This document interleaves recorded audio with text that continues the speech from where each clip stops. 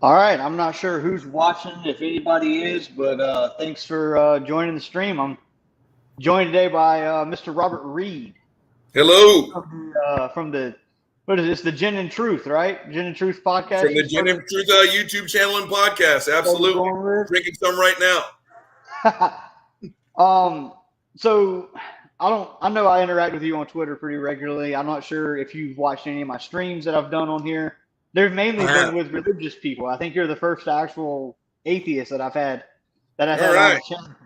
But I just try to have some fun, laid back conversations, get to know people better, and kind of, spread some positivity out there of everybody on all sides of I like a that. platform.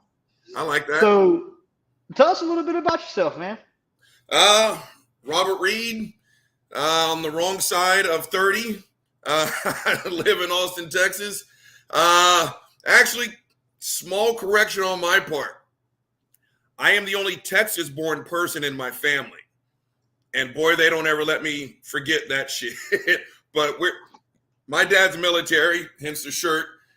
Born in Texas, family's from Louisiana. Went to school, graduated college, University of Texas at Austin. Had a decent life up to this point, kind of slightly. Yeah, born and raised in the South. Love it down here, kind of. But yeah, trying to enjoy my life. So, I think I first came across you on Twitter. I tried thinking about this today. You were either talking to, at, or about S.J. Thomason Oh, man. years ago. Years ago. That's actually how I kind of got my start. That's how I met Peter. I got on her channel. And I had an old Lenovo that I bought from like Discount Electronics for like $1.50. It was terrible. And I didn't know how to sign in. It was awful. But it was me, SJ, Heather, and Peter. And at that point, I had interacted with SJ on Twitter. She actually gave me her phone number. We've had 2 conversations, went spectacularly awful. And that kind of got me started with the whole social media thing. Because I was like, it was almost hard to believe that people actually thought like that. And then I remembered, shit, I used to think like that. Yeah. So I was like, that's almost when I got fully invested. I was like, hell yeah, I'm going to do this. Yeah. One of my bigger interactions was with SJ when I first got on social media. So I think you can say that you've kind of grown and changed over the years. You've gone from discussions to and about SJ to what we're live tweeting the boys and other TV shows and movies and doing a podcast and doing dog rescues and It's the weirdest thing. Is, in all honesty, nothing about me has changed except social media. I love watching trash movies. I'm in this house by myself and I'm usually talking to myself. So social media just kind of gave me an outlet, a microphone, because nothing about me has changed. Nice. Bubba was rescued. He was walking homeless on the streets of Houston. Papa's underneath the table. He was homeless walking the streets of Austin. Then I'm pretty sure everyone knows Buddy's story. Yeah, I actually didn't. What's that? I actually didn't know your other 2 dogs were rescued by you. Also, I didn't know that. Absolutely. Yeah, always rescue dogs for a rescue human. So I try to enjoy life, but there's definitely been some severe downs. So, we'll just kind of go good together as Bubba's over there licking his balls.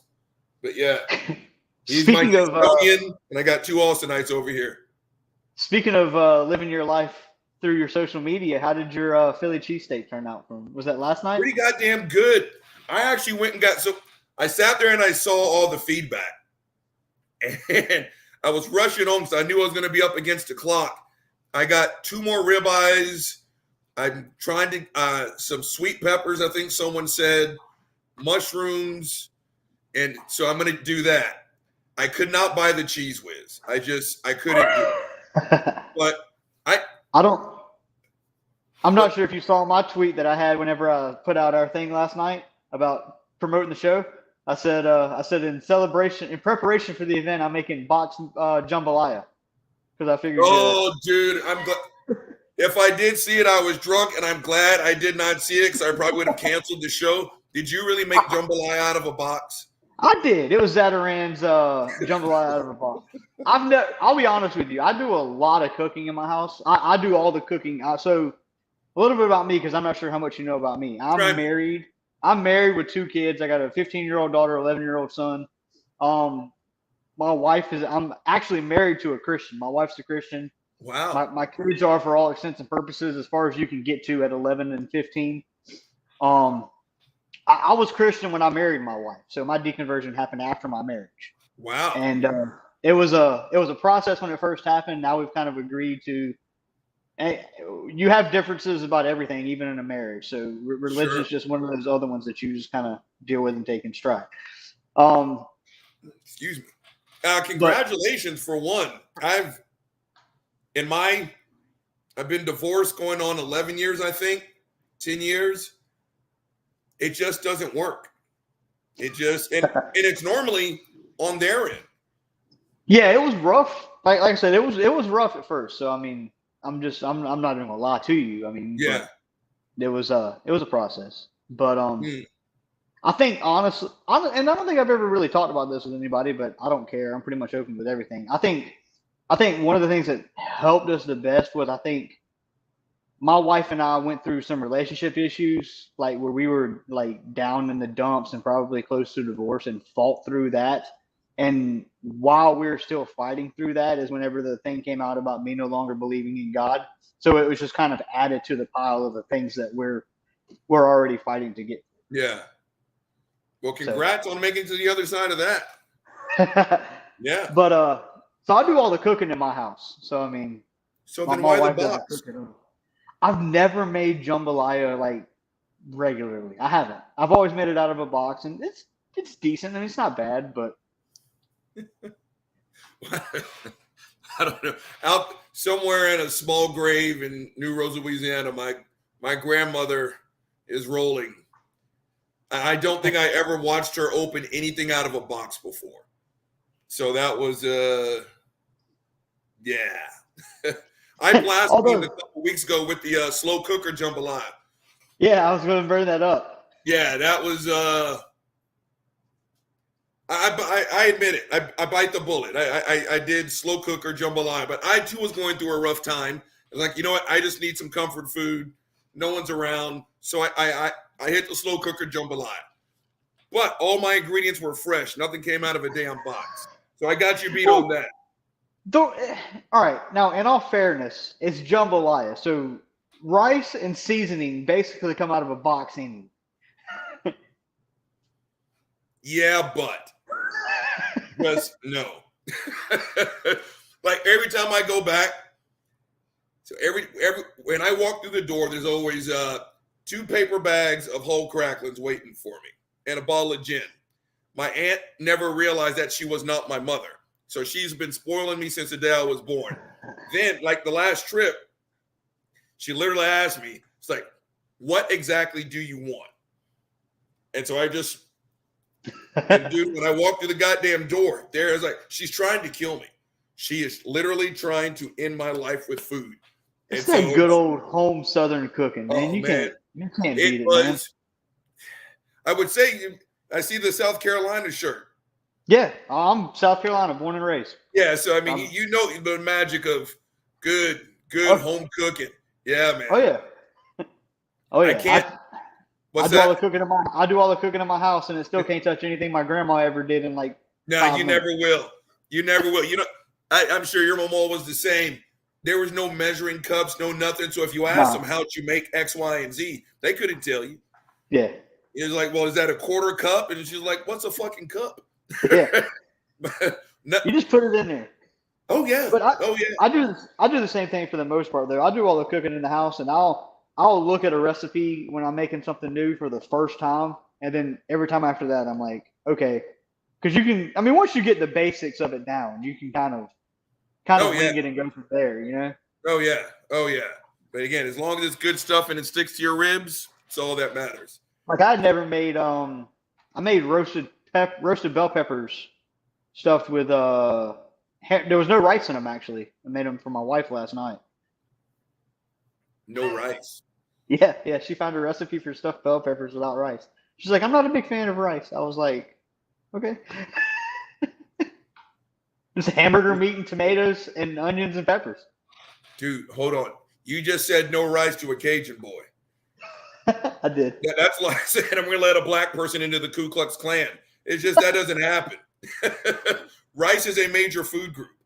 Rice, bread, butter. Yeah, you just think that just, no way. I really am trying to think, have I ever gone a 24-hour period without rice? Yeah, I have. I can easily say I have. Oh God, no. I actually told someone this the other day.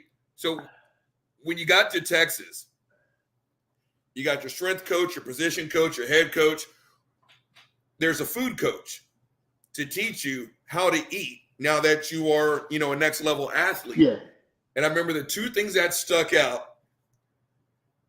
We're going through the chow line, and the first thing she did was put this white slimy shit on my plate. It's like, what the hell is that? It's like, that's fish. It's like, the fuck it is. It's white. Fish is golden brown and served on butcher paper. Then she put rice on my plate, and I just sat there and I waited. And she's like, what? It's like, the gravy. Where's the gravy? And she was like, we don't do that here. And I was like, oh, this is going to be a long 4 years, Jack. But even then, you still eat rice. That is Cajun 101. Yeah, I'm give or take on rice. Now potatoes, I gotta have potatoes. I'll have potatoes any day of the week, every meal. True, I don't care about that. Dude, we may have to revoke your Southern card. Who the hell says they can give or take on rice? That's crazy talk. So I guess we've kind of like joked about food and stuff like that in your social media presence. So you consider yourself an atheist, somebody who doesn't believe in God. Exactly. And so you're on the good side of 30. As somebody that's 38, I would say it's the good side. Somebody that's 38, I'm gonna say it's the good side. So how long would you consider yourself being an atheist? Give or take. I mean, I don't need like an exact. Probably about 10 years now. 10 and a half years now. Yeah, after my divorce. So you would say the majority of your life growing up, you would have been a good old Southern Christian boy? No question. 39 years, easily. 39, 40 years. It wasn't an option. Yeah, no, I mean. Yeah, foregone conclusion. It was, here are your options. You can either be a Christian or you can be a Christian. I mean, which one? You can go to church either right now or right fucking now. It wasn't even. Twice on Sundays, every Wednesday. Yeah.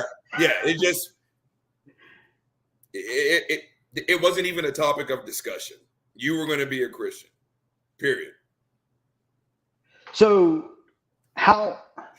not so much about on your end. How did your family take the situation whenever you kind of let them know that you were no longer a Christian? Because and from what I've seen from you, you've got no problem addressing your opinion with anybody, regardless of who it is. So you seem to have a good relationship with your dad still. Fantastic! Oh yeah, all the time with your dad. Yeah,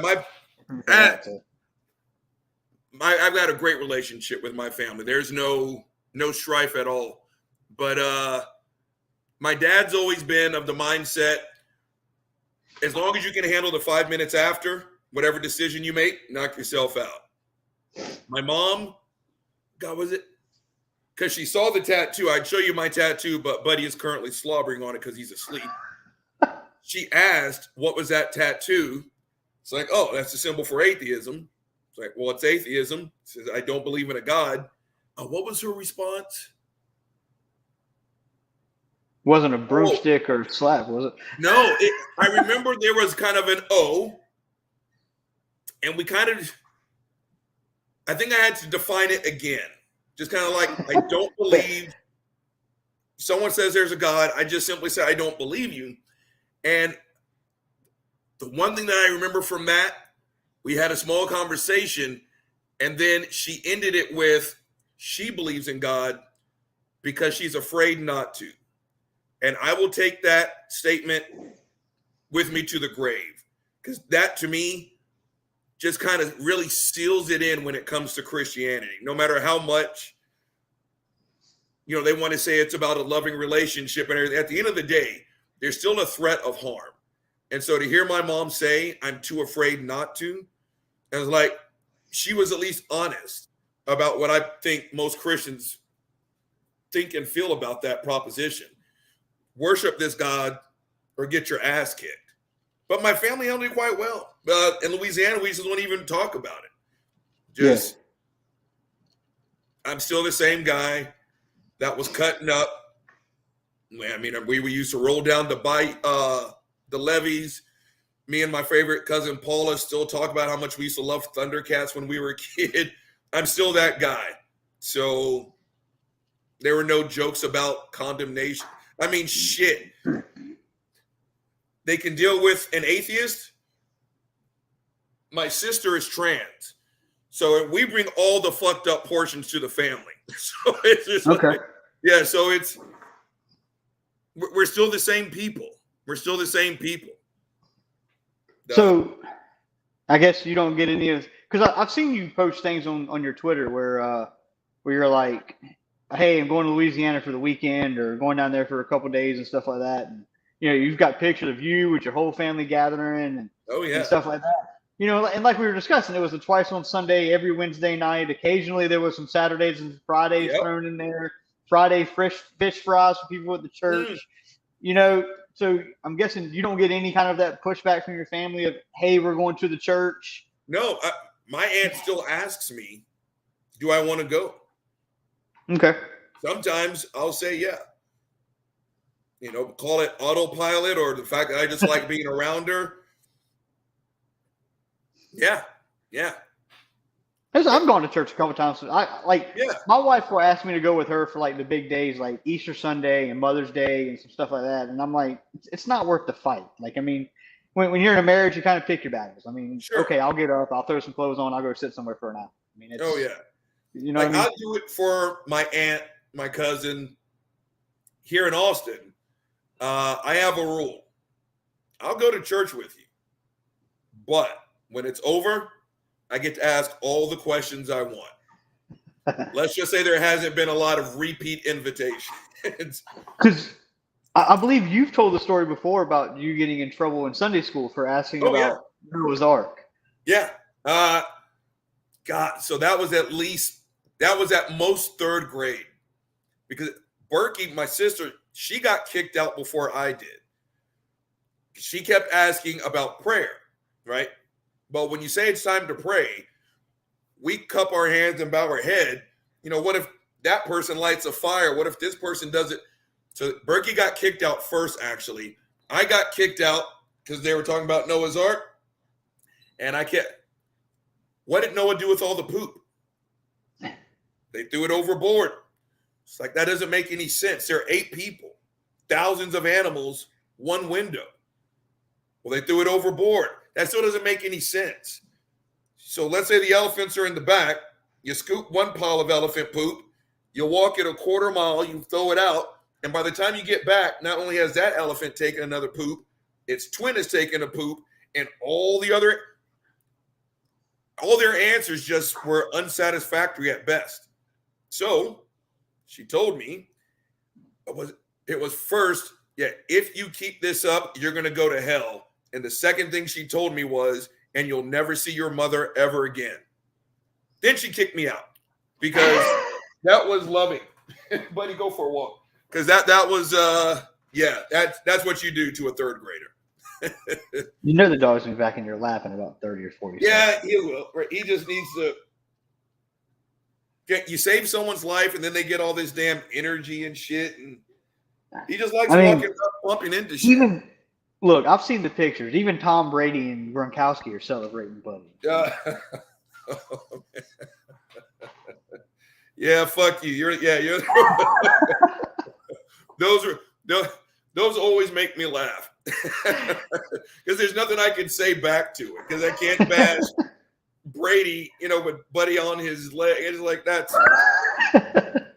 that's my favorite one. Yeah, fuck you. The only time I can get you to like something of Tom Brady. I have laughed, but I don't think I've ever hit the like. I can't. That being said, I do respect the hustle. I'm not a huge Brady fan. I'm a Bucks fan. So as long as he's my quarterback, I'm pulling for him. Oh, wait. Nope. That's what he wanted. So I'm still camping out in my living room. Oh, still? Yep. It's just fun. It's different. I've been in this house for 21 years, so you got to make things a little bit different. So he loves this mattress because I guess those pillows still smell like me for whatever reason. Yep. And he's safe. He's fine. What an asshole. Do I like the Bucks? Yeah, I think I like the Bucks. Bucks fan. They were the lovable losers in the 70s and the 80s. Yeah, they were. They didn't get good until the 90s. So I grew up a Cowboys fan because everybody was in the 90s. I was born in 83, so by the time I started caring about football, I was right at the age where the Cowboys were the Cowboys. So everybody pulled for the Cowboys. I basically quit watching football for a little while after the Cowboys broke up and became a normal NFL team. Yeah. And then when I got back into it, it was right around the time the Bucks had picked up Keyshawn. They had Allstott. I was like, well, I like Allstott. I like Keyshawn. And the guy that I worked with at the gas station on the same shift that I did was a Bucks fan. So keeping up with the Bucks was easy because it gave us something to talk about. Absolutely. So I was like, okay, that was about 99, 2000. I've been riding with them for 20 years since. So I've been through the 5 and 11 seasons and the 3 and 13 seasons. And when did they win the Super Bowl? 2002. January of 2002. Okay. All right. I love that season. That was a great team. That was a great team. Now I have to say which Super Bowl because we've got 2 of them now. It was the first one against the Raiders. It was against the Raiders. The John Gruden coached one. Yeah, absolutely. It was because they ran the same exact offense that Gruden put in whenever he was the head coach. All right. You can watch.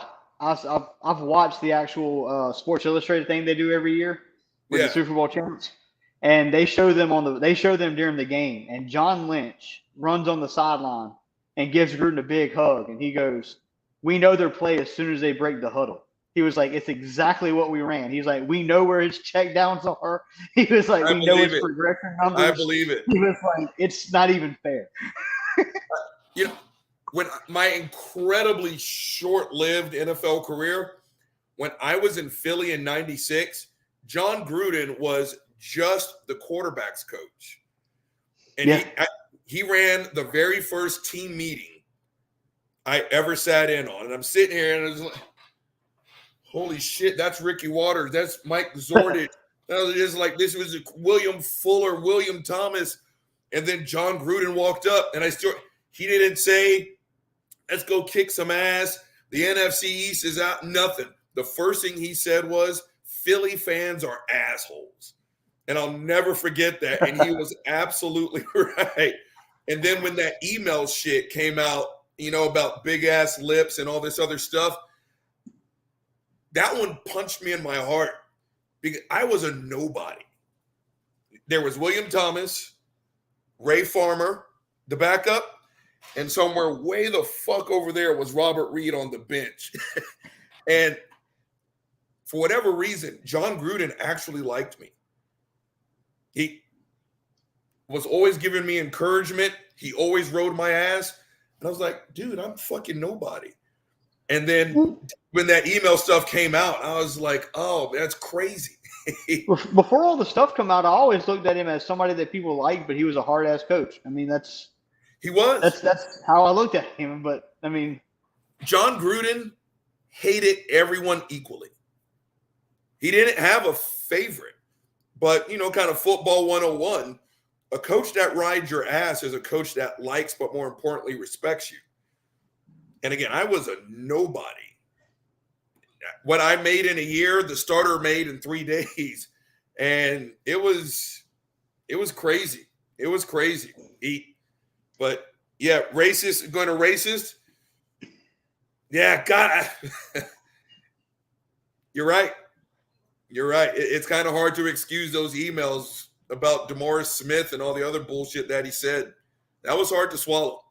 So this wasn't exactly how I had it planned in my head, but since we're kind of on the topic, I mean, let's head this way. Right. So you blew up really. How long have you had Buddy now? Let me ask you that first. Oh A man. little under a year, 2 years. When exactly did you? So August, September. I've had him for about 16 months now. All right, hold on. Let me go ahead and throw this up there because this seems relevant to what we were just talking about. This one. Ask Robert who the best college football team of all time is, and then ask what week Scott Frost should be fired and why it's October 1.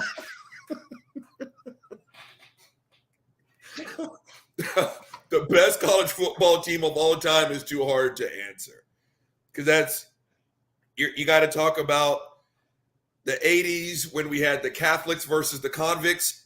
Notre Dame was on top of the football world. Miami. Florida State. I can't sit here and not be a homer. The 60s, late 60s Texas team, the 05 Texas team. It's hard to say just one, and Scott Frost is gone. Was 05 Vince Young? Yeah. The 05, then the 2006 championship game. One of the most electrifying games ever. You don't have to be a Texas fan to say that. I mean, I hate Southern Cal, so I mean, it's whatever for me. They could have played anybody. And that game, Vince Young was not losing that fucking game. Just period. I think what was it? I think it was that game, if I remember correctly. I saw a stat they shared during that game. It said every time Vince Young touched the football, Texas averaged 10 yards of play. Like Totally that includes sacks and incompletions. I believe it. Vince was crazy. He's the quarterback, so I mean, he touches the ball like every play. Vince was if you ever saw Vince Young without a shirt, you're not impressed. Very tall. Yeah. Nothing about Vince, like his weight room numbers or anything, said, holy shit.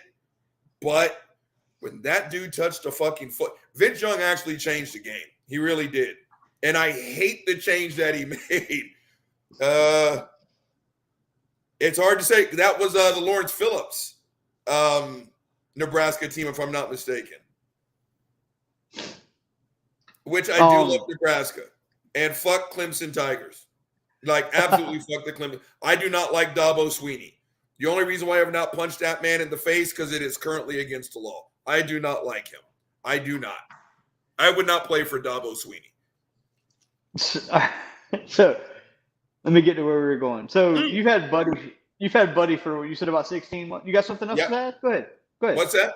I said you had something else to add? Go ahead. Oh, no. Yeah, you're right. Okay. About 16, 17 months now. All right. So you really started blowing up around when COVID shut most things down. Yeah. As far as your presence in the social media sphere.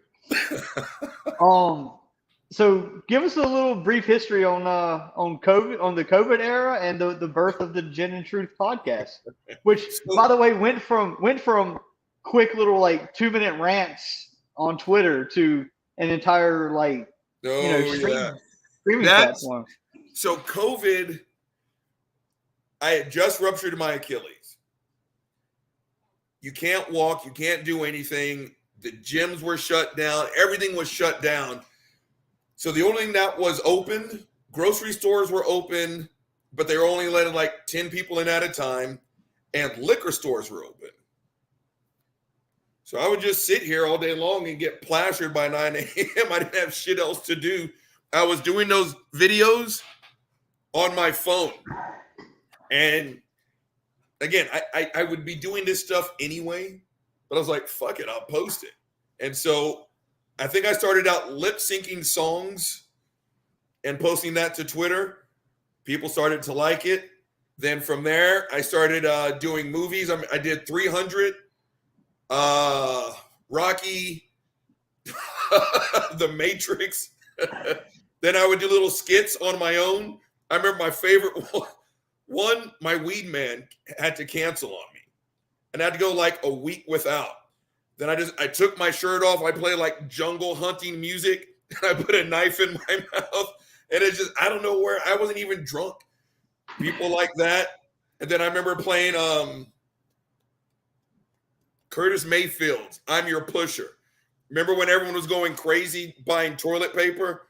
Yeah. I acted like I was, hawking hot toilet paper. So that was stupid. People seem to like it. And then the 2-minute videos really started with the Jacob Blake murder or shooting, the George. My family's past and my personal past with racism, it's not a storybook. I mean, the shit that a lot of people just read about or think are from like 1700 happened to me and my family. And so I'm sitting in this house by myself, and especially with the George Floyd stuff, the George Floyd incident broke me because especially at work, it was,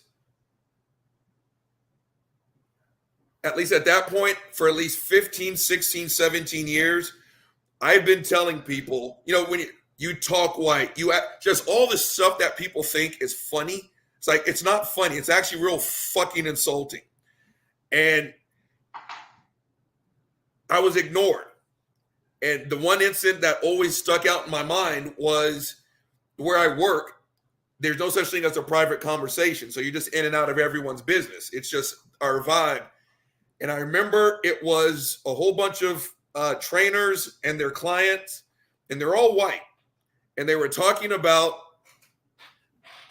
the minority plight in the United States. I poked my head in that conversation and I simply said, actually, it's kind of hard being a minority here in the United States. Everyone in that conversation turned around and they laughed at me. One of my coworkers pulled out an air violin and literally said, womp, womp, womp, which made everyone laugh harder. It's like, all right, fuck y'all. Almost every person who sat there and laughed at me when I said it was hard to be a black person in this country, they fucking called me during the George Floyd shit because it became popular. And then it was like, oh, well, Robert, oh, you're totally visible. Oh, Robert, you're like a member of our family. Oh, Robert, your life matters. Like, fuck you. I asked for this shit. I'm starting to get mad now. I asked you for this shit 15 years ago when it wasn't popular to do. Now it's like a fucking pair of jeans or a goddamn purse that you saw. So say I stopped answering my phone, and that's when I started putting out those videos. And it's just like, where was this energy before the internet? This has been going on since America opened up its doors for fucking business. And it's like, if you really want to show that you're on our side, when this country has moved on to something else, keep that same energy. Because right now you're only doing it because you're getting a pat on the back. And there's this thing called social media where now you can get likes. It's like, oh, I emailed 10 black people and told them that they cared. It's like, fuck you. So that's where I think I just got on one of my tangents. But that's kind of where it came from with the whole. I blew up during COVID in that time because I was just being my honest self. And again, I'd be having these conversations anyway, but Twitter and YouTube gave me a microphone. That's all. I want to see if I can find it real quick. Because you and I never really talked a lot, and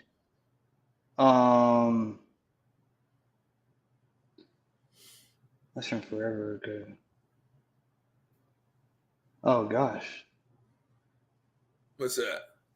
Just looking at some of the other stuff that we had talked about that I didn't even know we had talked about.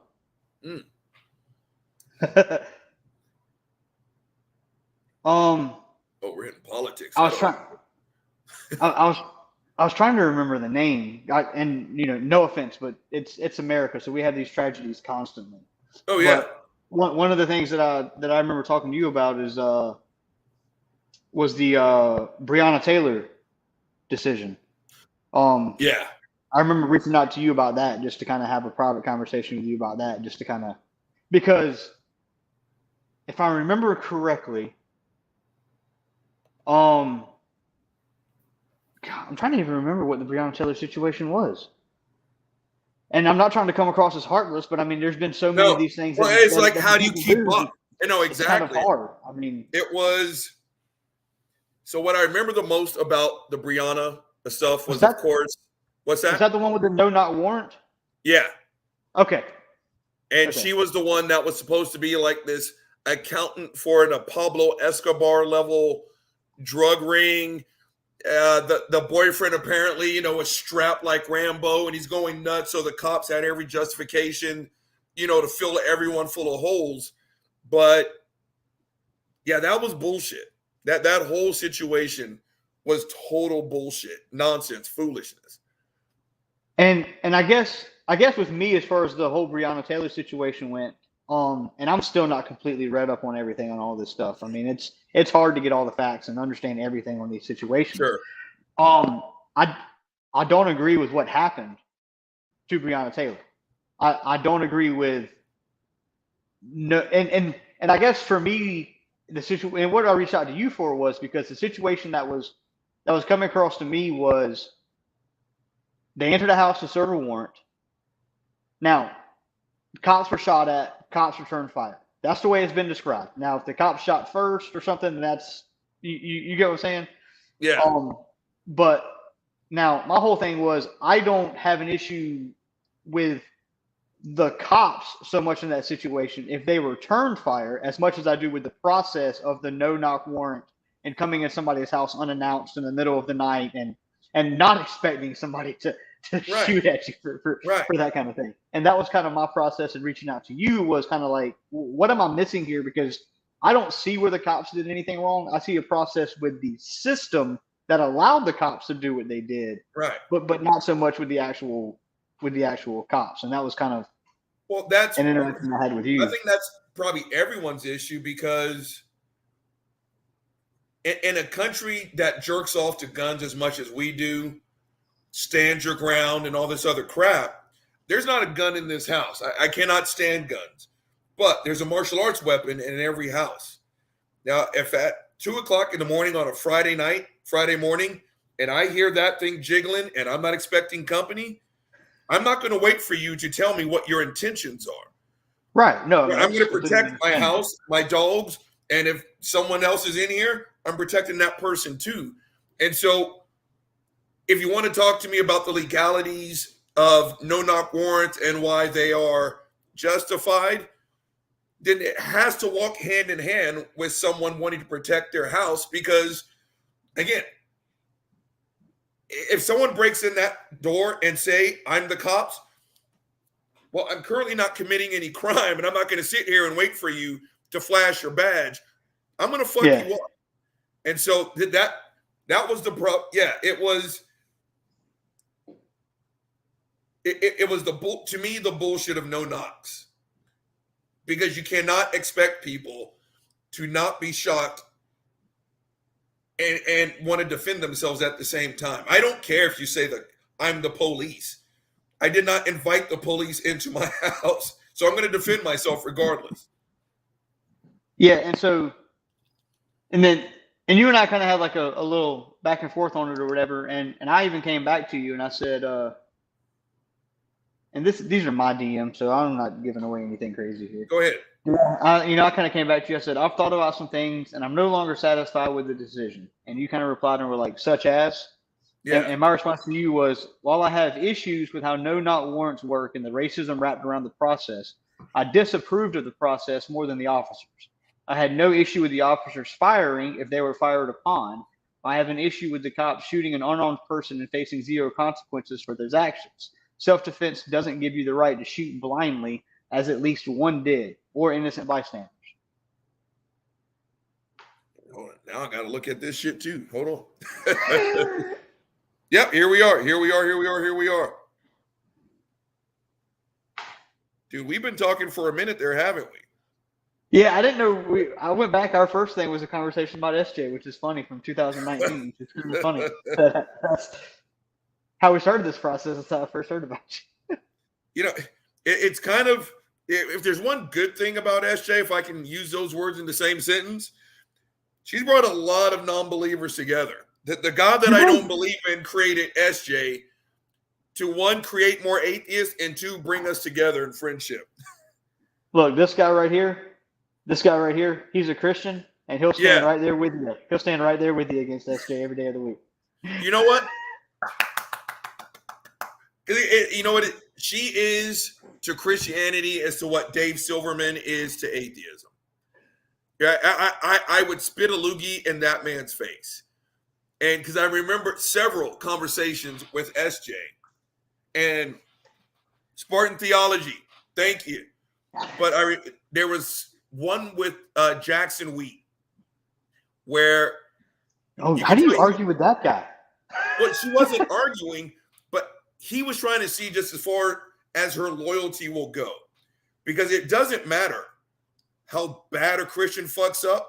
As long as they're a Christian, she'll say something nice about them. And he was asking her about certain things, and one of them was faith healing. And if you ask me, the only thing to say about faith healing is it's trash. It's quackery. Go to the fucking doctor and go get healthy. If you need God for other things, knock yourself out. But if your kid is sick, you can pray all you want, just be in the back of the ambulance while you're doing it, right? To me, that's the only thing to say about faith healing. But she's so committed to not saying anything critical about her faith system that she was like, well, I prefer Western medicine, but I won't fault anyone, for like faith healing and praying over it. I was like, holy shit, just say it's bullshit. Just like I think Dave Silverman is garbage. There are things that Richard Dawkins have said that I think are bullshit.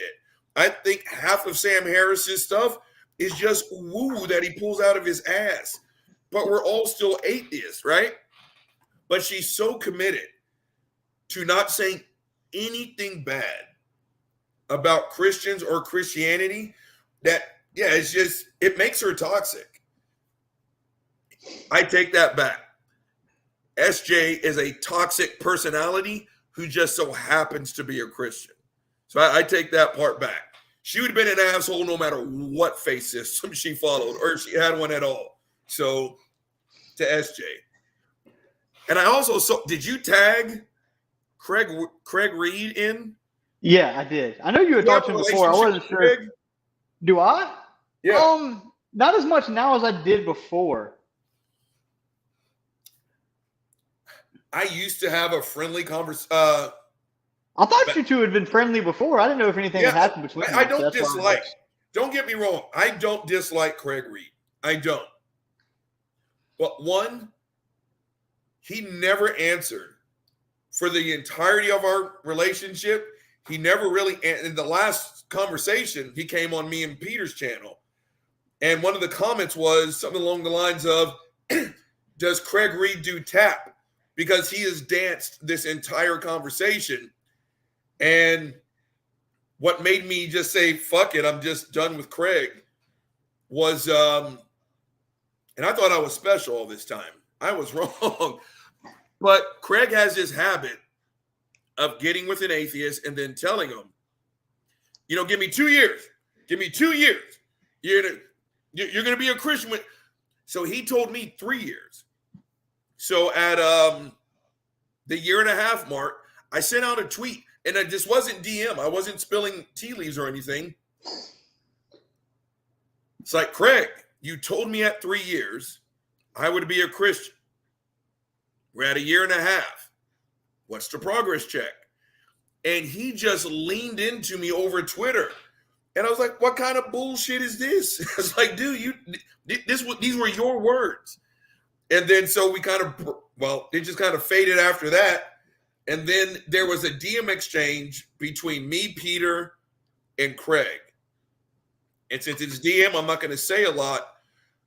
But Peter was jabbing at him, and Craig Reed was being nicer to Peter than he was to me, because it was about, well, Robert said he needed that 1.5 year progress check. So what's up? And Peter was kind of jabbing at him. Craig was being nice to Peter while being a total asshole to me. And I was like, I'm done. Not only do you not answer questions, I'm the one who's being nice. And you're shitting on me. But being as like, no. So I got tired of Craig. He's never, I don't hate the dude, but I don't even dislike him. But that relationship didn't bear any fruit. And then when he got pissed off when I asked him about a promise he made, I was like, I can't deal with that. So from Paul V 75, when you were younger, a Christian in the South, how were atheists or even just people who didn't go to church thought of and treated? You weren't. It was never. When I look at like today's church services and stuff like that and stuff online, if you would have said atheism to me in 1980, I would have said, what rap group is that? What are they saying? There was no talk of atheism because it just wasn't. We thought about non-belief as much as we thought about stabbing our grandmother in the heart with a steak knife. So everyone went to church. Everyone believed in God. There wasn't even a doubt. No, or if there is, it wasn't even verbalized. Now, you grew up in the South. I'm pretty sure you and I had some of the same kind of instances as far as church goes. You've had instances where you have people at church, and that's the only place you see them is church. And then you run into them at your school, and it's, hey, I know you from church. It's never like, hey, I know you from school. Welcome to church. It's, I know you from church. Welcome to school. Oh, yeah.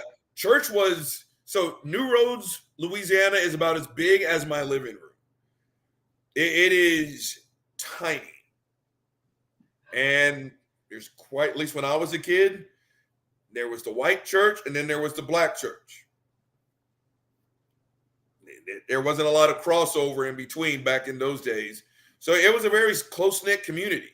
And you just, you knew people more from church than you did anywhere else. If you bumped into someone at the store or anywhere else, it was because you sat next to them. You were in Sunday school. It was because of church. Yep.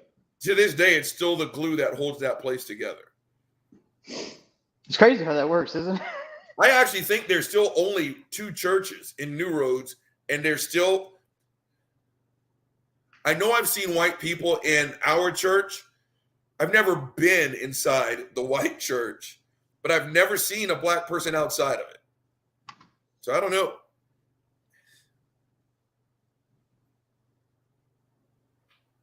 From where? Hold on. From where? Where are you from?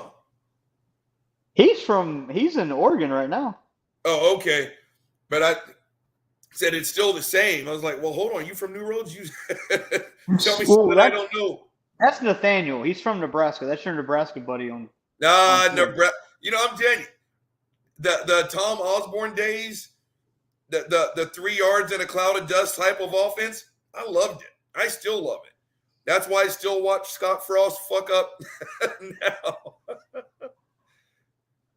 Did he win the Heisman? Did Scott Frost? He was saying not the town, just the fact that there's still strictly black and white churches. Well, yeah.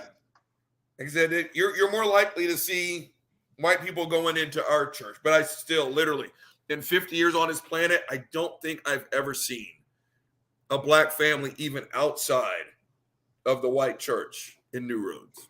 I'm trying to think. I grew up Methodist, and I don't think we had a lot of black people in our church. No shit. But I don't think it was a thing where we were like, black people aren't allowed, or this is just like, a white church. It's just, I think it's just the way the family groups kind of get with their. For us, it was not. It definitely was not spoken. Excuse me. There was no signs, whites only or blacks only. It was just, it's just the way the shit worked out. That's right. He is, isn't he? And yet Woodson, that was the Peyton Manning year, wasn't it? It was a shock to us. Wasn't that the Peyton Manning year where we thought Peyton was the shoe-in, then a DB won it instead? The only Heisman winner in my state was George Rogers, and everybody thinks it should have went to Herschel Walker that year. Oh God. Okay, let's spend a couple seconds on fucking Herschel Walker. Hold on, real quick. I'm Go. not sure how true it is, but the discussion around here is George Rogers won the Heisman Trophy. Yeah. Went on to play for the Saints. Got in trouble for drug problems and kicked out of the league.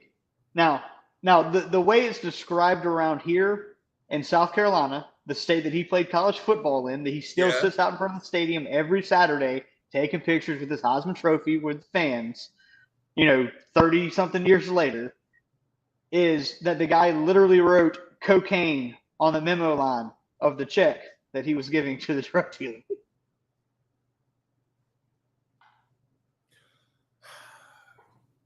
One, I hope not. Oh, please, no.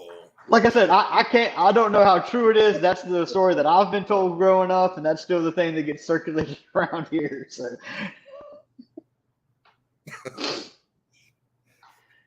the sad part is, if that was 100% true, no one would probably be shocked. That's the sad part. There's a lot of rumors floating around, especially around athletes. We're like, that's so fucking far-fetched. But if it was true, you would not be surprised.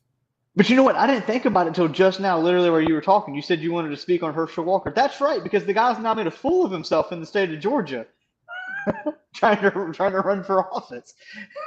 Here's the thing, though. He's a legit topic of conversation. I mean, I heard a clip, and I will admit maybe the source is a little biased, but apparently when I heard this, it was maybe late last week, that maybe he was 2 points ahead of Warnock. Yeah, I saw that. I'm not sure how. Okay, that is scary. Oh, God bless America. If Herschel Walker, I can't even finish the sentence. You just think about all the shit that has come out of his mouth, and it should bury him. I mean, I remember his talk about evolution, about how clean air is being shipped to China. We're taking their dirty air and all this bullshit. And you're like, this should crush the man. But instead, Walker is not. Christian Walker is 2 points ahead. Trust me that Warnock is over 10 plus. And then Spartan said something about Christian Walker. But did you see the thing the other day where Herschel Walker tweeted out about how Warnock wanted to defund the police and he was a honorary deputy and posted a certificate? And somebody called the sheriff's office and they were like, honorary deputy means nothing. It's just a certificate that we give out to people. See, that's what scares me. That's what scares me. That is what scares me. I mean, Jesus H. Christ. But he's a legitimate topic of political conversation, and he shouldn't be. And his son is the fucking worst. I know nothing about his son. Christian Walker is a self-hating gay person and a self-hating black. I did a snippet on my show about him. Because what was it? I'm trying to remember what had just passed. But Christian Walker was talking about gay people like he wasn't one of them. And it was like me calling a group of black people, you people. And it's like, they gave you your right, so shut up. And it's like, all right, here we go. I'm gonna share this tweet with you right now. Okay? I want you to see this. Okay, here's the actual tweet. While Reverend Warnock was calling law enforcement thugs and bullies, I was proud to serve the Blue as an honorary agent and special deputy of Cobb County for many years. No. Are you serious? This is actual tweet.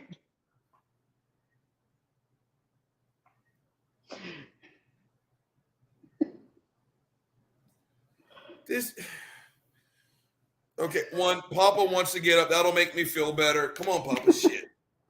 Are you up or are you down? You've been wanting to do this for the last 20 minutes. But that's what's scary. I mean, these are the things that should just completely nuke his chances. I mean, he shouldn't even be a topic of conversation. It's like me trying to go get my license to do thoracic surgery. It's just not the way my brain works. I shouldn't even be in a conversation. MSNBC actually ran an article. It says the Cobb County Police Department told the Atlanta Journal-Constitution it has no record of Walker working with the department.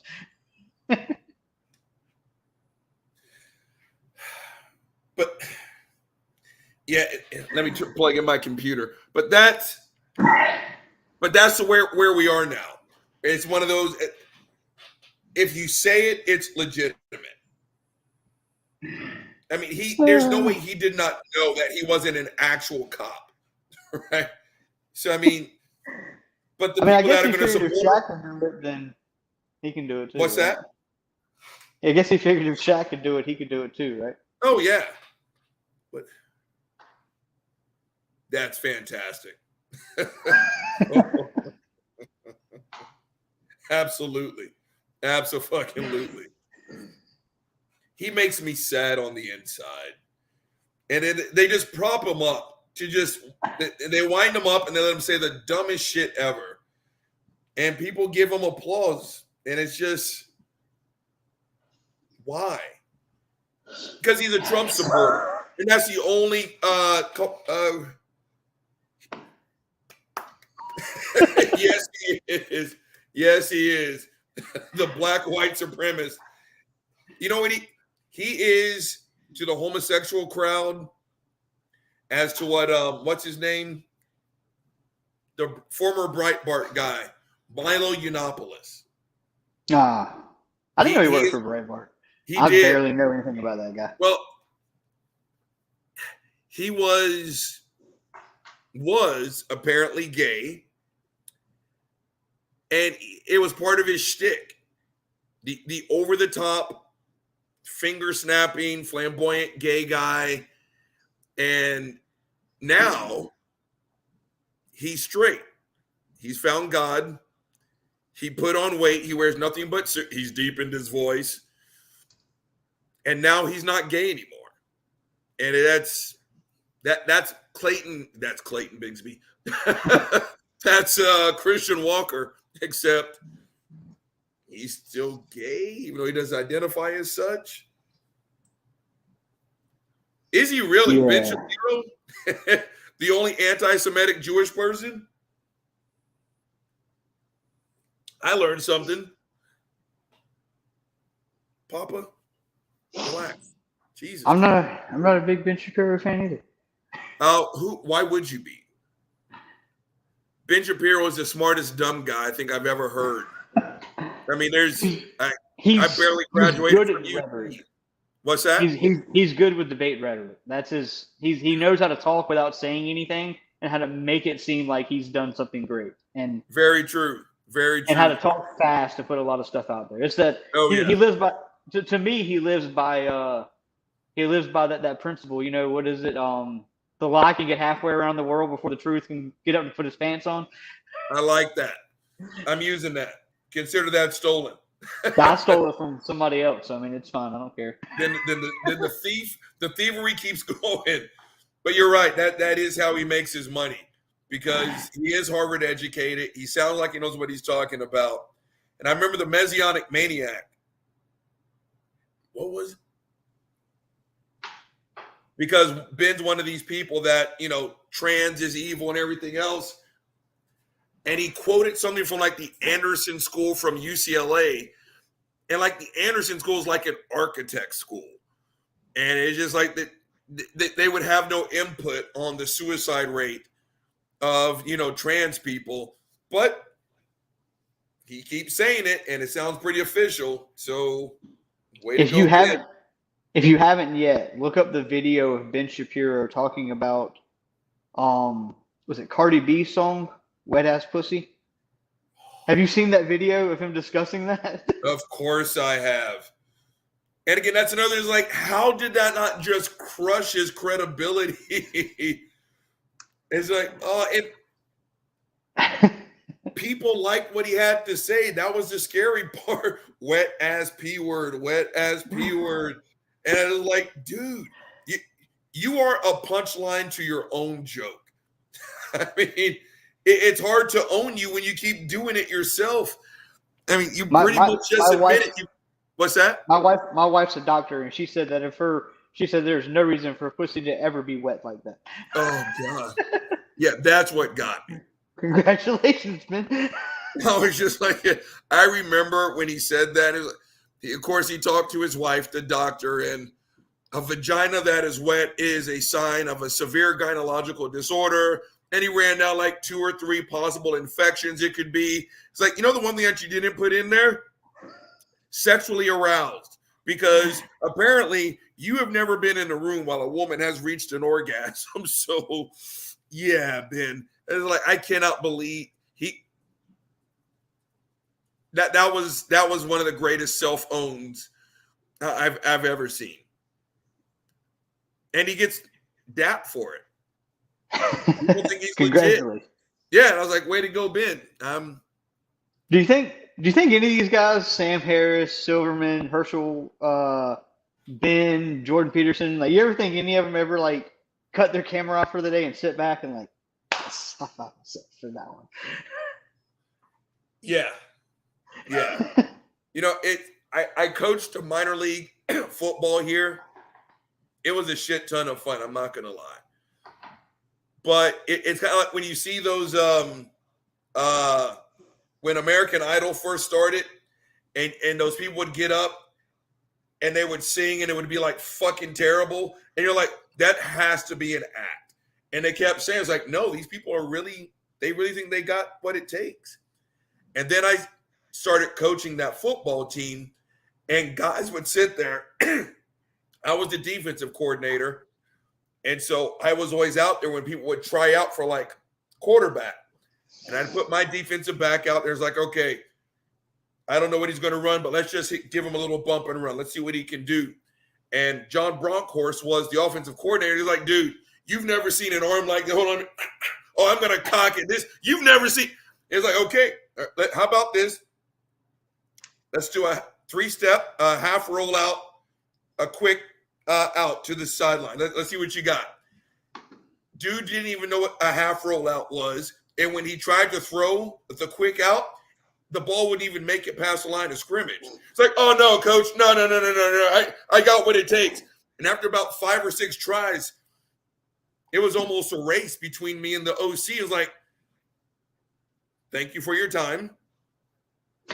Get your gym bag, get in that raggedy-ass car, go away, and never come back to a football field ever again.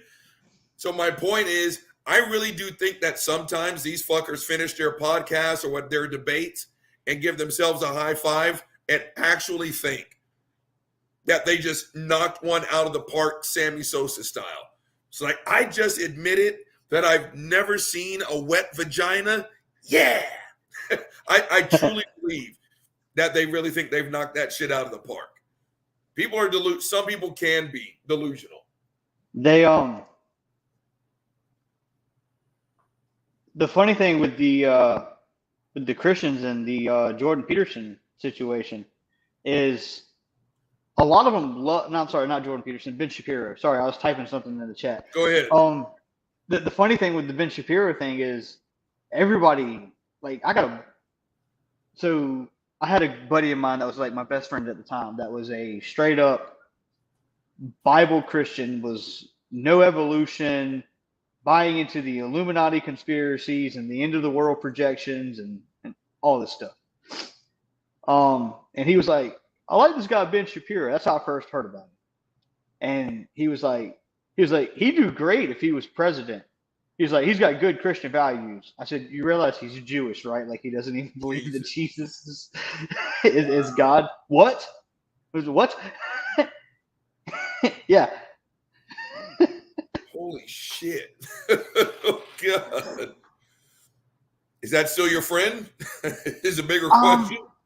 Well, he is. So I'm a truck driver, so I spend most of my days on the phone.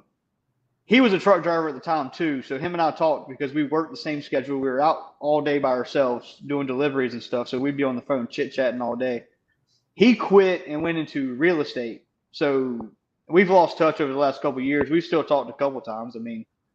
So I mean, if we get in touch with each other, then we're still friends with each other. But it's not like I don't spend as much time talking to him now as I used to. Right, So. right. Ugh. Yeah, he'd make a great president. He's got great Christian values. As a Jew. Yeah. Who's never seen a woman have an orgasm. Yeah. Now, one thing I'll say, which I thought was a friendly dialogue, not that Ben Shapiro learned anything from it, but him and Neil deGrasse Tyson sitting down and having a discussion. You can find it on YouTube. It's probably like a 10-minute clip or something. I saw it. I saw it. Of them sitting there and having a discussion. A cordial conversation with somebody intelligent explaining to him why he's wrong on so many things, and Ben Shapiro just moving to the next topic and not taking anything in that was given to him. That was like, the one where Neil asked him, "Why do you care about the?" Because he was the whole transgender issue, and I thought Neil, if we're talking about the same one, the same one. Hold on, Papa. All right, get your ass out, Papa. Shit, don't. Papa's my outdoorsman. If he's inside for too long, he gets antsy. Ah. Yeah, I thought that was a great one. And the way Neil handled the transgender issue, I thought was brilliant. They're just like, it is a scientific phenomenon, so it's worthy of discussion. And Ben went off on his whole bullshit tangent. Then Neil just basically like, why do you care? That was the best way to handle it. It was like, yeah. So, I would listen to Neil deGrasse Tyson read the Yellow Pages, basically. Everything he does so far is fantastic. Yeah, I'm a fan. So, if speaking on that topic, something you brought up earlier, that I didn't know before today, and we can talk about it or not talk about it. It's completely up to you. So, you brought up earlier the fact that your sister's transgender. Yeah. Now would that be like she was biologically male, but she's female? She's non-binary. Like, what's that? I'm trying to figure this out. I'm trying to go about it for the respectful way. And no, go ahead. Make sure Ask away. Ask away. So she was assigned male at birth. Correct. Okay. Your family took that okay? Family doesn't know. The only one that knows is one of our cousins who figured it out. I'm sorry about putting it on the internet that like maybe like 5 people will watch this video. Oh, go ahead. Where are you going? Come here, Bubba. Come here. Now the meatloaf. Okay, come here. So my sister was born assigned male at birth. I'm middle-aged, so when Berkey came out as gay, that was long before Ellen, Will and Grace, all this other stuff. And I would say my parents handled that about as well as to be expected with the information that we had. So when Berkey came out, it was right when AIDS was a topic of conversation. And, it was God's wrath against homosexuals and all this other crap. Okay. Now the dogs. Hold on. Good job, Bubba. Good job. Oh, you're so good. You are the best dog ever. Good job, Bubba. Good job. Good job. Okay. These two can't beat. So Bubba and Buddy have a good relationship, but Bubba's like his dad. He's very territorial, and when I say you need to back up, you need to back up. Bubba's the exact same way. So when Papa gets too close or starts bugging him, Bubba will give a growl. He'll back up, but he can't hear that growl. So, yeah, so it's better that, all right, here you go. But, so my parents handled that about as well as to be expected for the time that we were in. After that, when Berkey was honest about her gender identity, it's like, all right. And then it was just a matter of, is there any profit in telling mom and dad, breaking it to the family, all that good stuff? And she just decided no. But what is she going to gain from coming out as transgender at this stage of the game? She's married. She's happy. She's got a great job. She's highly educated, motivated. It just didn't make a lot of sense to play that card for her. So yes, she kept that under wraps. I mean, that's basically the thing I said earlier. I mean, you just kind of pick the battles, and everything you do in life, you pick the battles, and whether or not it's worth it or not. Exactly. You know, Robert Lynn is her husband. He's great. More importantly, he can put up with my sister's bullshit. He's fully acknowledged as brother-in-law, as cousin, as son-in-law. Berkey carries a purse, has some stereotypically feminine mannerisms. And it's just like, you know what? When you take a shit, do us a favor, flush the goddamn toilet and wash your hands. We're just going to treat you the same as we always have, just like with my atheism, her gender identity. We're the same people we were before the transgender thing became a topic, before atheism became a topic. So my family treats Berkey the way they always have. And that's harsh because that's how we do with everybody. No, that's fine. I mean, that's great. I mean, that you can actually, like, that you can go through those things, both you and your sister, and keep that relationship with your family, because, you know, so we touched on it a little bit earlier, you being a black man in the South and religion being such a big part of your family. You know, you've seen it. White people go to church, but white people don't hold religion as much of a bond as most black families do down here in the South. We just do religion different. I mean, that's right. You know, it's not a good thing or a bad thing. It's we do it differently. Yeah. And you know, and whenever my dad is pretty much my best friend on the planet. And coming out to him as a non-believer was probably one of the most difficult things I ever did. And he was the last one I had that conversation with. Just because I'm like, I don't know if it's worth ruining that relationship with my dad. Oh, wow. So, but my dad's also a Trump supporter. But at the same time, we can have discussions on, and see, this is one of the things I like about my dad. My dad and I can have discussions. We can argue, yell at each other and stuff over the phone, politics, religion, all of it. And we'll get off the phone. Okay, I'll see you for dinner tomorrow night. That's cool. That's cool. That's cool. That's wow. It's weird because I'm the atheist and the outsider, but I'm trying to figure out how I would react if one of my family members was a Trump supporter. Well, see, that's also the dynamic there, because most black people in the South are going to run Democrat their whole life, whereas most white people in the South push Republican, which is why this past election where Joe Biden got elected was the first election I ever voted in. South Carolina has voted Republican every election since Kennedy was elected. So, I mean, you're not flipping this state. Yeah. No, absolutely. It's like Texas. Yeah. Texas is closer to flipping than we are. Because But Texas is getting a lot of people coming in from outside because of how big Texas is and how much Texas has to offer. Whereas we're measly little South Carolina over here on the coast that nobody really cares about. The people that live here don't even want to be here, much less people moving in from out of state. You know, you say that, there's people here that I don't want to be here anymore. This place is so, I don't recognize Texas. Just to show you something, Robert. Go ahead. This is the Kristen in the chat. Thank you so much.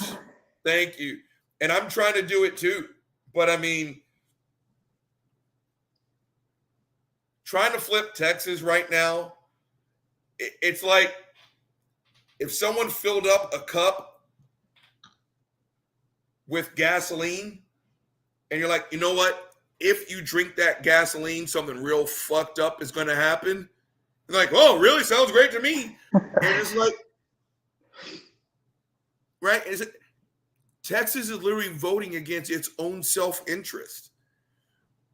And it's like, it just doesn't make any sense to me. And I don't know if you saw the clip, but again, do something, anything. But Greg Abbott won't raise the age for gun ownership from 18 to 21. Yeah, he said it's unconstitutional. Yeah, and you're just like, we are what, 3 months away, removed, if that much, from what happened in Uvalde? And you're just like, voting this fucker in, bang harder. Bang harder. It just doesn't make any sense anymore. Like, but, I see Lilith in the side chat. We're so fucked up with the grid, and I can't even contact her. I mean, my best friend's in Colorado. Everything about this state.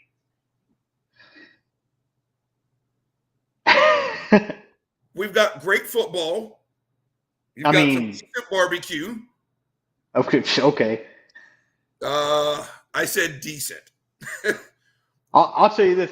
This was a controversial tweet for me because this past year, earlier this year, Mother's Day weekend, I took a trip to Alabama. It's my first time going. My first time going to Alabama. I've traveled through Alabama. My first time actually, spending time in Alabama. We went to Gulf Shores. So we were down on the Gulf down there in Alabama. Stopped and had some barbecue. I put a thing on Twitter the other day. I said, look, I've been to Florida, Georgia, North Carolina, Tennessee, Alabama.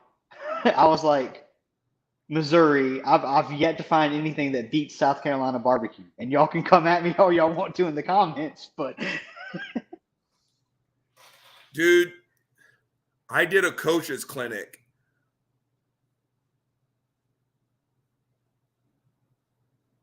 I think that was in South Carolina. This was years ago. One, it was fantastic. I've had few jobs more fun than that one. I met a lot of great people. But in between the clinics, send a messenger pigeon. It'll get here faster. I promise you that. But in between, there was Carolina barbecue. Now, I've been in Texas since 1991. And I said, there's no comparison. No comparison. Texas barbecue blows by comparison. Period. End of story. That pork, that vinegar base, that slow cook, just holy shit. You let the meat speak for itself. I sat there and the Carolina barbecue is just better. Period. It's not a debate. It's not a debate. And I will gladly hand in. Hold on. Do I have it here? I'm about to say my T ring is around here somewhere because I wear it. I will gladly hand in my T ring if it means I'm no longer a card carrying Texan. But Texas barbecue is second place to Carolina barbecue. There, I said it. I will not be welcome back at my next Letterman's reunion because what I just said. Well, you remember me. I was sending you tweets all day long, slow cooking pork out there on the smoker. Dude, wait, so, okay. So, now I'm getting excited. So, while we were doing the coaching clinic, so it was some of the top tier coaches, and we were, teaching the, certain techniques and everything else. Then you had the kids and the college players that were there to learn. And they were slow cooking that pig. It's probably since like the day before. And then you're trying to focus and you're like, no, you step with your left foot. No, with your, what the fuck is that? No. Okay. Rip. You rip. No, you swim after. Don't rip now. What is that smell? And I just couldn't focus. And then they sat me down. Jesus Christ. I almost became a Christian that day. I did. That's how good. Uh-oh. What do we got working there? I was about to make a sex joke. Nathaniel put a thing in the chat. He said that blue wall is freaking gorgeous. And 2, is that a tape measure behind you? I didn't even know it was sitting on the computer desk. It's just one of the random things. Good. My wife just hung. It'd be hard to get y'all this picture right here on the wall. Ooh. This past weekend, and she was doing some wall measuring to figure out where it was going to go. See, now I'm looking at my walls, and now I hate my house. You got nice wall paint. I'm too lazy to paint. I got like martial arts certificates and football pictures. You got a nice serene painting in the background. My wife bought that somewhere. I don't even know where she got it from. And it's been sitting in the floor of this room for like 3 months. And she's finally like, I'm gonna put this up. And I was like, okay. Yeah, I'm looking right now. Yeah, okay. So I see a fleur-de-lis, 1, 2, 3 certificates against that wall, a fraternity paddle, a picture of me playing against Oklahoma. Yeah. If there is a such thing as a feminine touch, I don't have it. And my house is a reflection of it. My house is just one big man cave, period. I don't either. We painted this house a couple years ago. I paid somebody to come in and paint it. Yeah. We just picked out the colors. And then I've lived in this house for 5 years, and we've got, it looks like 3 things hanging on the wall. Still. Yeah, and so we my buddy's wife has been over here. My buddy and his wife have been over here a couple times, and my wife said something about, when we go to their house, she's like, "Oh, I love all the little decorations you got around the house and blah blah blah." And I'm like, "You and her go shopping, buy stuff, come home, put it on the walls. I don't care." Just... All right, so you said a word that almost gives me an allergic reaction. Bye. Yeah.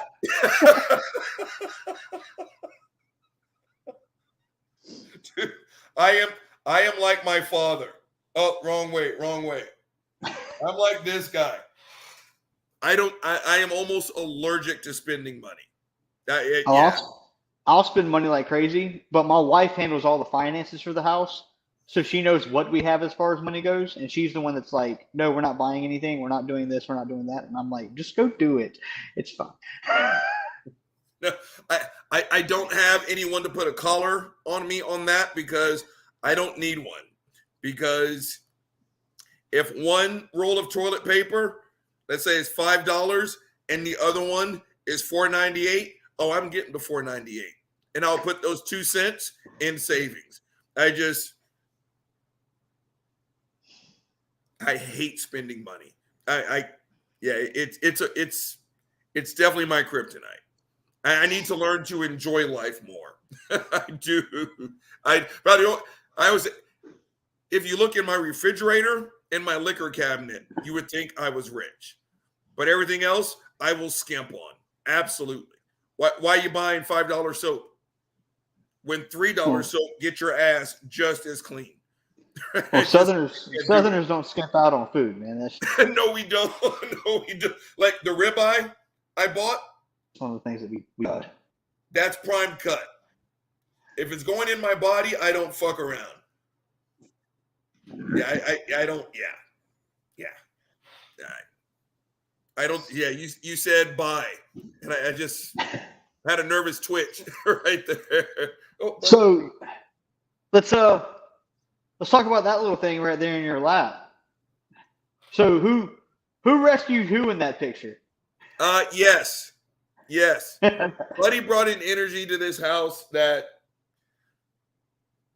So Papa is He's outside. Papa's my caretaker and my mass murderer. So when Buddy was first learning the house, he would just bump into shit. Just Papa figured out that he could not see. And so he would walk with Buddy. And when Buddy was going to walk into a sharp edge, he would put his body between himself and the sharp edge. And Bubba was the one that kind of taught him where food was and stuff like that. But actually did a portion of HEB, Herbert E. Butt. Oh, yeah. It's a grocery store chain here in Texas. Oh, okay. Oh, yeah. There's one within walking distance of my house. But I only have one leg, so I don't walk. This guy, so when I got him, if you remember, he was near death. Yeah. Yeah. You He found was him out, more like a day away. He was outside, like at your house or just off of your property, if I remember correctly. Say that again? I said he was either like what, he was at the front of your house or he was just off of your property or something like He that, was correct? just off of my property when I found him. And that night was rough. Since I don't sleep, I just stayed up with him all night, putting ice packs on him and stuff like that. Spent the whole night saying, come on, buddy, come on, buddy. Hence the name Buddy. So here he is. But I told a friend of mine about him. Where you going, guy? And I can't remember why, but there's a Facebook group that will post notices for lost pets. She found a picture of this guy. First thing that happened was my heart dropped. So I thought I was going to have to give him back. The Facebook post, one, was not from the people looking for this lost dog. It was from the first house that found him. When I found the ad, because when they posted it, it was like, if you find this dog, he belongs at 123 ABC Street, which is down the street from me.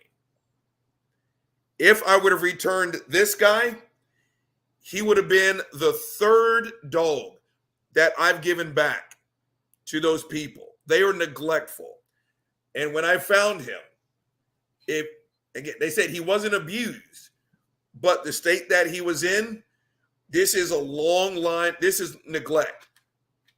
And so the second dog I gave back to that family, I knocked on their door for about a good minute or two. They refused to answer the door. There's at least 8 people in that house. So it's like, fine, fuck it. I put the dog in the backyard, and it was a nice day, so I just sat outside. About 10 minutes after, one of them got in their car and drove away. It's like, all right, fine, fuck it. That means you ignored me. The lady, long story short, the lady who found this guy originally, she stopped me. And she's like, oh, that dog belongs over there. And I was like, actually, no, he doesn't. This is, if I would have given him back, that would have been the third dog. And she's like, well, that's kind of a weird family. They're kind of crazy. It's like, well, turns out I'm the president and fucking founder of the Crazy People Club of Austin, Texas. And I've never changed my walking schedule. I walk in front of their house on a daily basis with this dog. If they come out and they say, oh, thank you, that's my dog, it's like, yeah, no, it's not. And if they want to fight, they've already lost. Oh, and here we go. Here we go. This guy, again, save someone's life? Yeah, look at him. What do you want? You want your snack, don't you? Dude, if you don't calm your monkey ass down. But no, this guy's my little superstar. And everyone in this house loves him. Right now, he's kind of the one that holds us all together. He walks all over your other dogs, like literally. Oh, yeah. The disrespect is strong. They'll just lay there. And that's what I'm saying. That they know. And so while he's just trying to navigate his way around the house, he'll put his nuts on Bubba's face, step on Papa's head. He is. He is absolutely pure love. Look at this guy.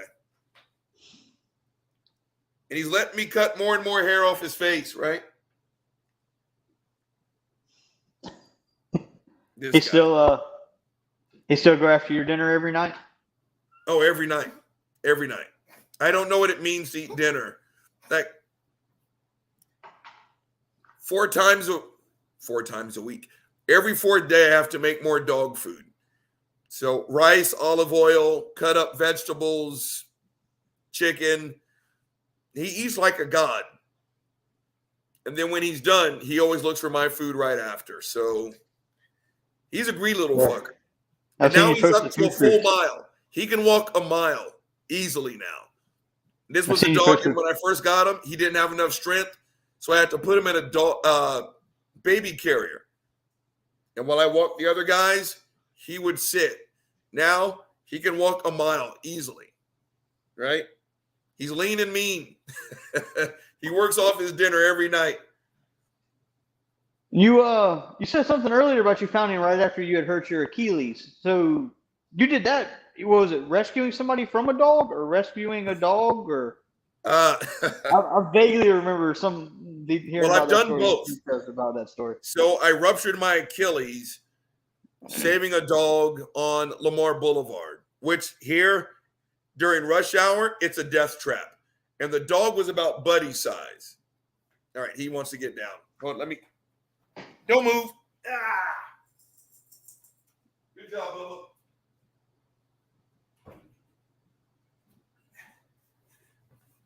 So I ruptured my Achilles rescuing a dog on the death trap known as Lamar Boulevard. I ran him down, and on my last step, my Achilles ruptured. And that was physically the second worst pain I've ever felt in my entire life.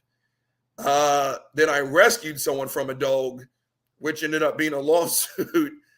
A pit bull was ripping the throat of a Labrador retriever out in my front yard. That pit bull saw the 13-year-old girl and was going to go after the little girl. So you did what you had to do. So I've done both. And they both sucked. Not a fan.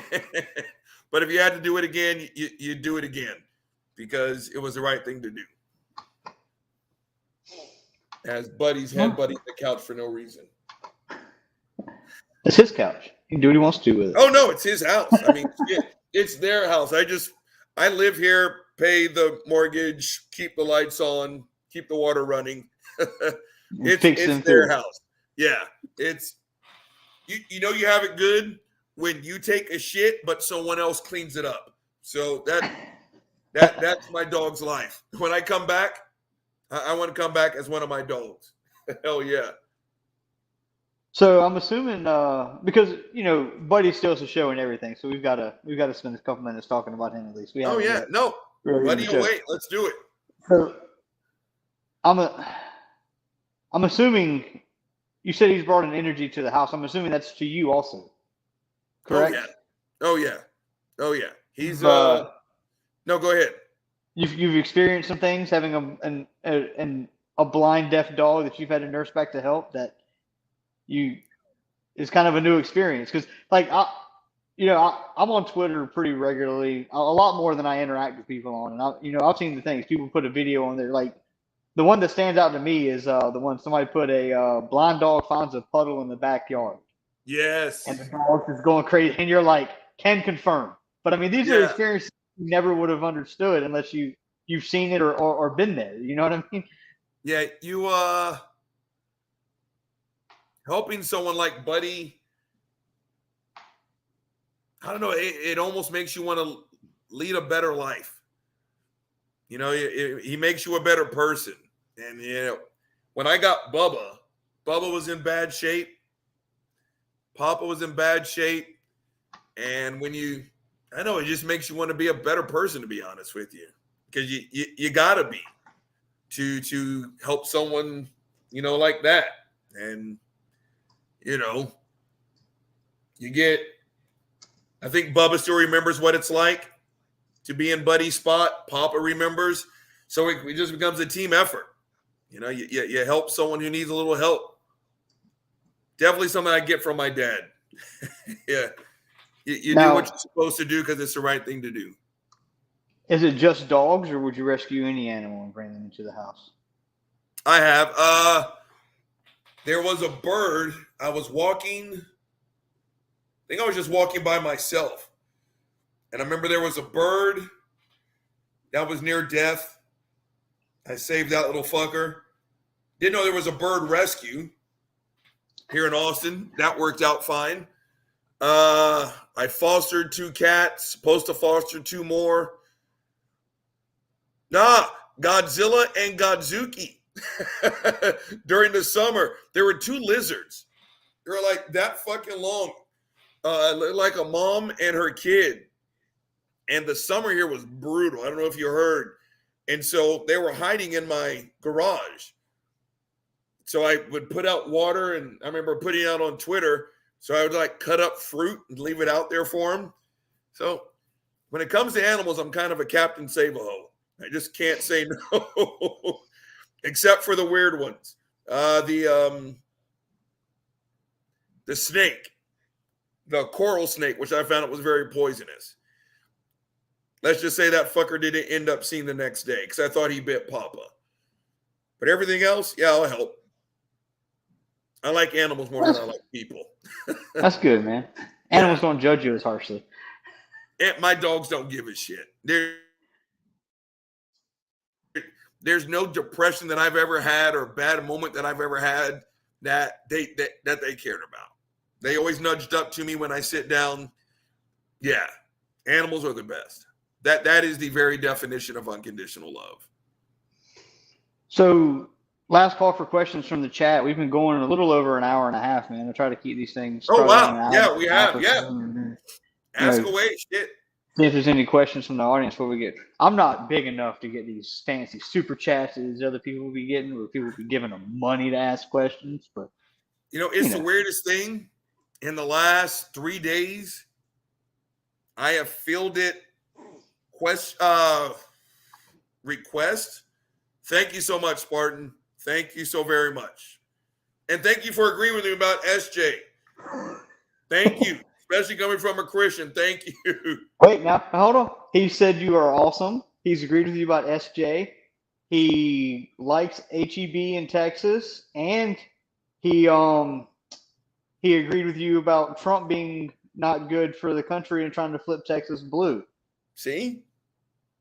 But and I think I speak for most atheists on our evolution. Christian. Thank you so much. Then you realize he did have this comment too, so let's keep it all in perspective. Oh, okay. You were good, Spartan, right until that moment right there. Clemson, fuck them. Right? Give me a break. Then, you know what? Then keep it. And that's the thing, though. It's like I've said, no movement gains traction unless its antithesis joins in. Right? I mean, there are some good things about being a Christian, no question about it. But the bad shit, Christians are the ones that have to speak up on it. Because otherwise, it's just a bunch of snarky atheists being a bunch of fucking assholes.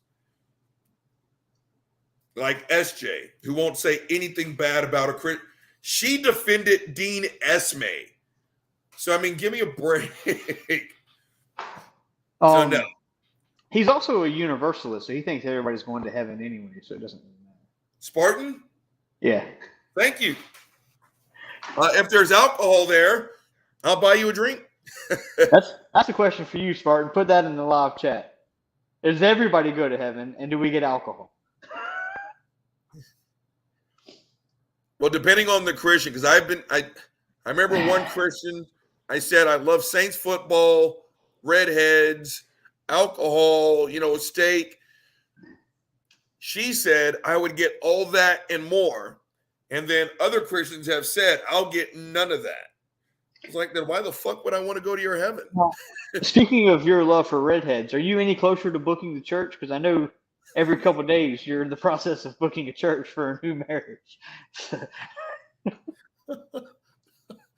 I think my love for redheads, other than I have a legit love for redheads. So where we are from, all right, if Jesus can turn water into Hendrix, I'll get your first trillion years worth of Hendrix. It's on me. So I'm assuming we're not going to need a lot of money in heaven, but yeah. You'll spend it in heaven. You're not going to spend it here. What's that? So you'll spend the money in heaven. Well, how about this? Since Martin is there, will there be redheads in heaven? Can you confirm? Can you confirm? Redheads, big booties, Saints football, Hendrix. Can we get a confirmation on that? Do they have the NFL network? And is the internet connection better than Texas? I think these are very important questions. They do have Texas air conditioning. Texas power grids are used in heaven. Oh, God. Then we're fucked. What's the situation in hell then? That's what I need to know. Oh, yeah. Gingers don't have souls. So do they go to hell? Because if that's the case, Texas is going to get jolly stomped in the SEC, to be honest with you. I think we're about to get our first real taste of reality in about 14 days when we play Alabama. You got Manning coming, though, next year? So what?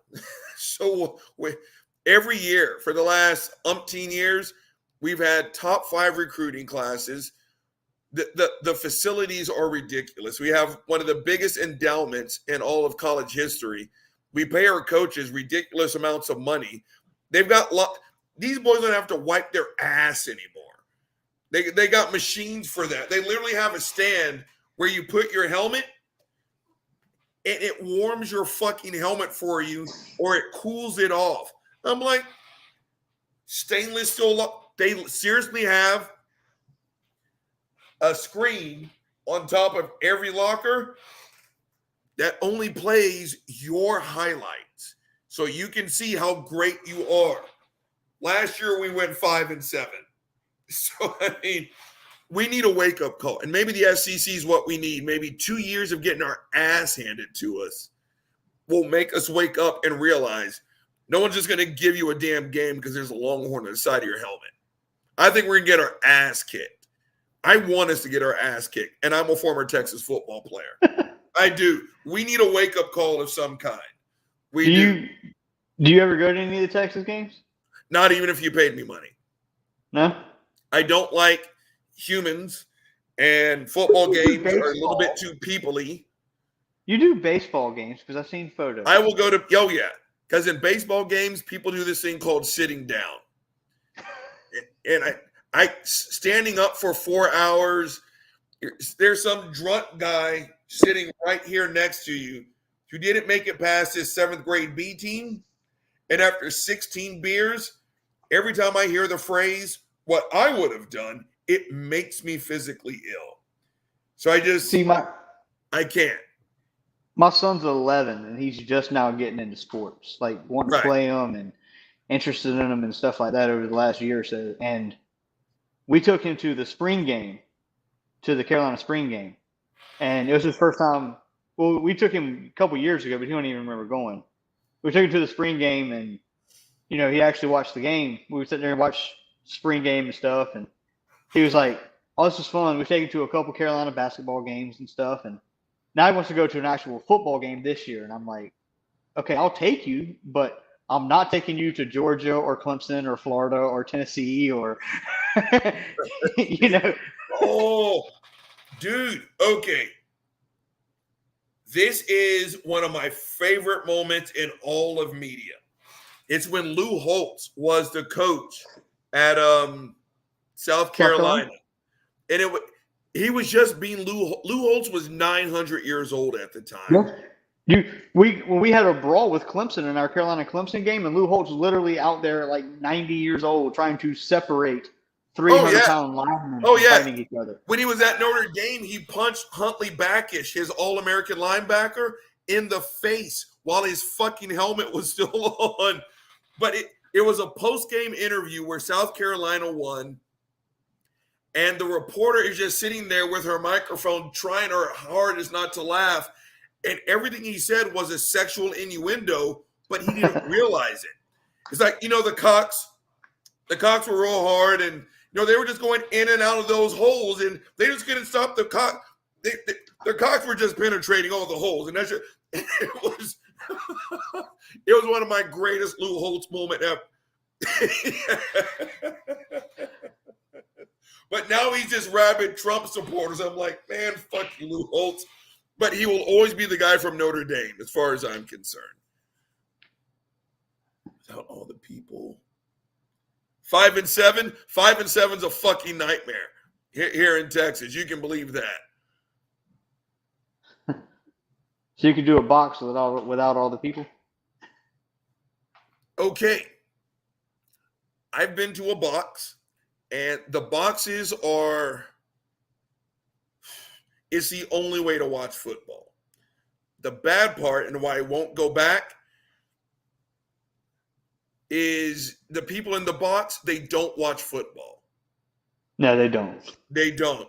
I sat there, and the last time I went to a box, it's a student of mine who, let's just say, is not poor. Some of the finest gin I've ever had, crab legs, shrimp. I bullshit you not when I tell you it was like beef Wellington, and it was the greatest experience ever, culinary-wise and alcohol-wise. But you're having to sift through all these fucking people just to watch football. So I was like, you know what? I will continue to watch football on my 64-inch high-def screen in silence. So no. You can live tweet it. Which I normally do. So Lilith, no. Yes, the box, tremendous. I've told you about some of my students before, but no, it's not worth being around humans. It's just not. I'm allergic to them. I am. Got another question coming in. Here it is. Larry the Cable Guy, Dan Whitney, is MAGA. He also gives vets box seats at every Nebraska game. If he offered it to you, would you go? No. And Lilith wanted me to remind you that humans do suck. We 100% agree. At least it's fewer humans in the box. True. So here's my thing when it comes to Trump supporters.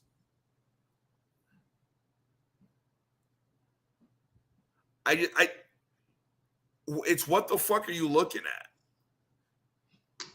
I mean, how do you if you got caught up in the hype 5 years ago with the whole "Make America Great Again," but if you can still say yay to Donald Trump, it's like, seriously, what have you been looking at? What has he done that is worthy of support now? And from a middle-aged Southern black guy, I can honestly tell you, I have never seen the country this separated and segregated before.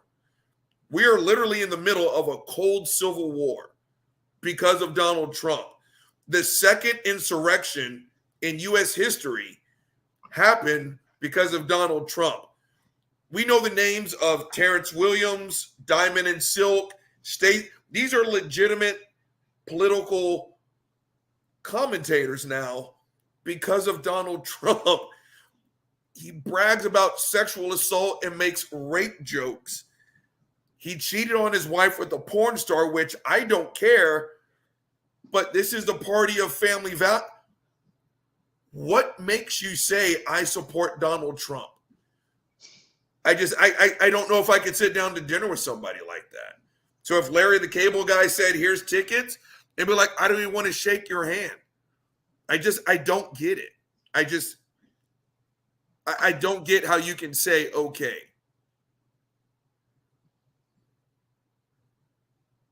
I agree.